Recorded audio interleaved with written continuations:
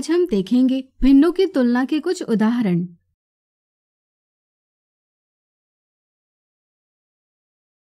समीर एक चॉकलेट लाया। इसका 2/7 भाग उसने राहुल को दिया और 3/7 भाग नीरव को। तो बताइए उसने किसे ज्यादा भाग दिया। राहुल को चॉकलेट का 2/7 भाग और नीरव को 3/7 भाग मिला। यहाँ दोनों भिन्नों का हर बराबर है, यानी कि सभी भागों की संख्या बराबर है, इसलिए ये दोनों भिन्न समान भिन्न यानी लाइक फ्रैक्शंस है। अगर इनकी तुलना करनी होगी तो यह हम कैसे करेंगे? सोचिए। चलिए हम बताते हैं। इन भिन्नों का अंश अलग है, यानी कि लिए गए भागों की संख्या अलग है। 3/7 का अंश 3 2/7 के अंश 2 से बड़ा है, इसलिए भिन्न 3/7 भिन्न 2/7 से बड़ी है, इसलिए नीरव को ज्यादा चॉकलेट मिली।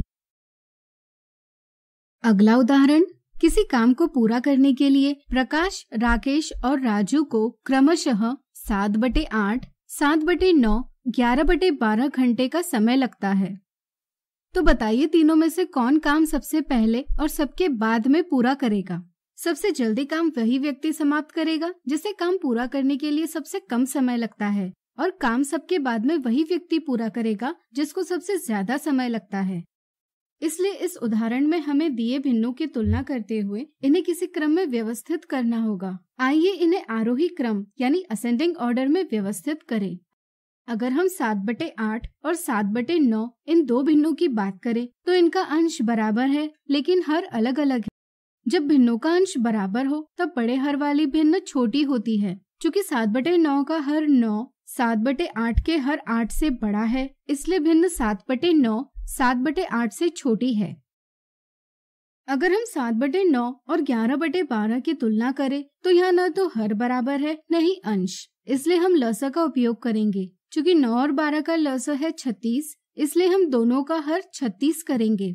चूँकि 9 का 4 गुना 36 होता है, इसलिए हम 7/9 के अंश और हर को 4 से गुणा करेंगे। इससे हमें भिन्न प्राप्त होगी 28/36। इसी तरह 12 का 3 गुना 36 होता है, इसलिए हम 11/12 के अंश और हर को 3 से गुणा करेंगे। इससे हमें भिन्न प्राप्त होगी 33/36। दोनों भिन्नों का हर अब बराबर है। जब भिन्नों का हर बराबर हो तब छोटे अंश वाले भिन्न छोटी होती है। चूँकि 28/36 का अंश 28 33/36 के अंश 33 से छोटा है, इसलिए भिन्न 28/36 33/36 से छोटी है, इसलिए 7/9 11/12 से छोटी भिन्न है। चूँकि 7/9 7/8 और 11/12 इन दोनों से छोटे भिन्न है, इसलिए यह सबसे छोटी भिन्न है। अब आइए 7/8 और 11/12 की तुलना करें। इनका भी हर बराबर नहीं है, तो पहले हम हर बराबर करेंगे। जरूरी नहीं हम हर बराबर करने के लिए लॉज़ यानी एलसीएम का उपयोग करें। आइए इसकी एक और मजेदार विधि देखते हैं। इस विधि में हम एक भिन्न के अंश और हर को दूसरे भिन्न के हर से गुणा करेंगे। जैसे 7/8 के अंश 7 और हर 8 को 12 से गुणा कर भिन्न प्राप्त होगी 84/96। इसी तरह 11/12 के अंश और हर को 8 से गुणा कर भिन्न प्राप्त होगी 88/96।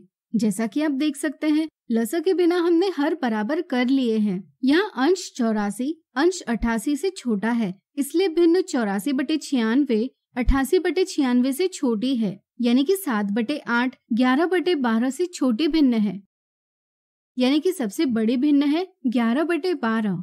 अब हम संख्याओं को छोटी संख्या से बड़ी संख्या तक बढ़ते क्रम में व्यवस्थित कर आरोही क्रम प्राप्त कर लेंगे। इसी को उल्टा करें, यानी बड़ी संख्या से छोटी संख्या तक घटते क्रम में व्यवस्थित करें तो हमें अवरोही क्रम यानी डिसेंडिंग ऑर्डर प्राप्त होगा। इस प्रकार हम कह सकते हैं कि काम पूरा करने के लिए राकेश को सबसे कम समय लगता है, यानी वह काम सबसे पहले पूरा करेगा, और चूंकि सबसे ज्यादा समय राजू को लगता है, इसलिए वह सबके बाद में काम पूरा करेगा। तो आज हमने देखे भिन्नों की तुलना के कुछ उदाहरण। अगले वीडियो में इनसे जुड़ी कुछ मिथ्या धारणाओं को दूर करेंगे।